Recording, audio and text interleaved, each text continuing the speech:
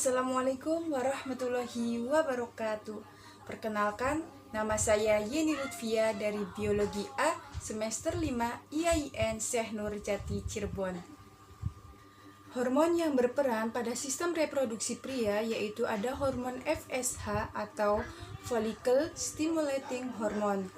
Hormon ini diproduksi di kelenjar pituitari. Hormon ini berfungsi untuk mengendalikan sperma dan juga perkembangan organ kelamin. Hormon yang kedua yaitu luteinizing hormone atau LH. Hormon ini berkorelasi dengan hormon FSH sehingga saling melengkapi. Pada saat hormon ini dilepaskan ke dalam darah, maka akan memproduksi atau melepaskan hormon testosteron sebagai hormon utama pada pria. Berikutnya ada hormon estrogen.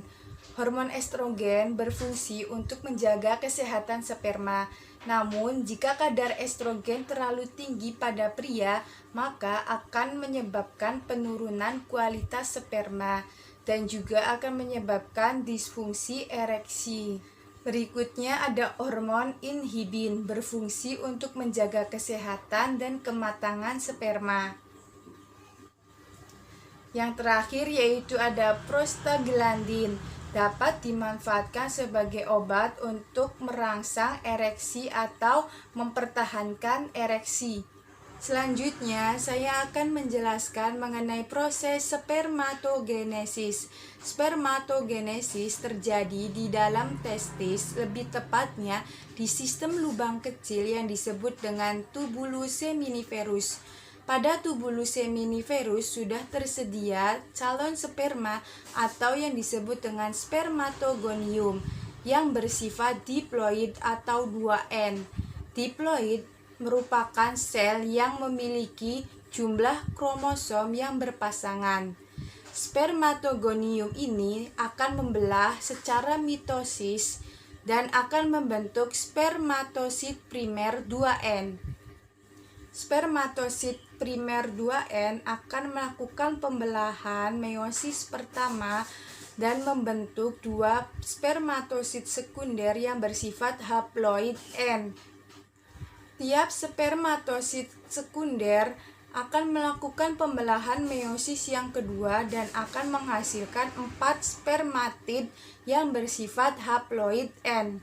Keempat spermatid ini akan membentuk sperma yang matang yang bersifat haploid.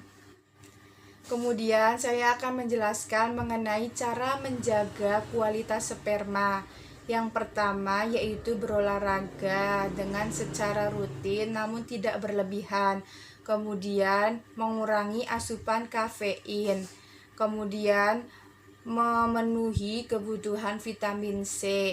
Kemudian menghindari paparan dari zat kimia tertentu. Selanjutnya, saya akan membahas mengenai pengeluaran cairan semen. Pengeluaran cairan semen mengandung sperma. Cairan semen dikeluarkan secara ritmik.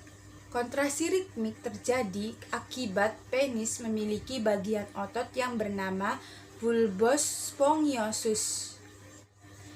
Kontraksi ritmik merupakan bagian dari orgasme pria. Orgasme pria biasanya terjadi selama beberapa detik. Biasanya dalam orgasme pria terjadi 10 hingga 15 kali kontraksi. Namun biasanya pria tidak menyadari berapa kali kontraksi terjadi. Saat kontraksi terjadi biasanya akan terjadi penyemprotan cairan semen yang mengandung sel sperma. Umumnya, cairan semen akan keluar paling banyak pada saat kontraksi pertama dan yang kedua. Volume semen yang keluar dari penis cukup bervariasi antara 1 mm sampai 10 mm. Selanjutnya, saya akan menjelaskan mengenai gangguan pada sistem reproduksi pria. Yang pertama yaitu ada epididymitis, yang mana penyakit ini terjadi akibat adanya peradangan pada epididymis, yakni saluran di dalam skrotum yang menempel pada testis. Kemudian ada hipogonadisme. Pada pria terjadi ketika tubuh tidak menghasilkan hormon testosteron yang cukup. Kemudian ada balanitis. Iritasi atau peradangan yang terjadi pada bagian ujung penis, kepala penis. Kondisi medis seringnya diderita laki-laki yang penisnya tidak disunat. 4.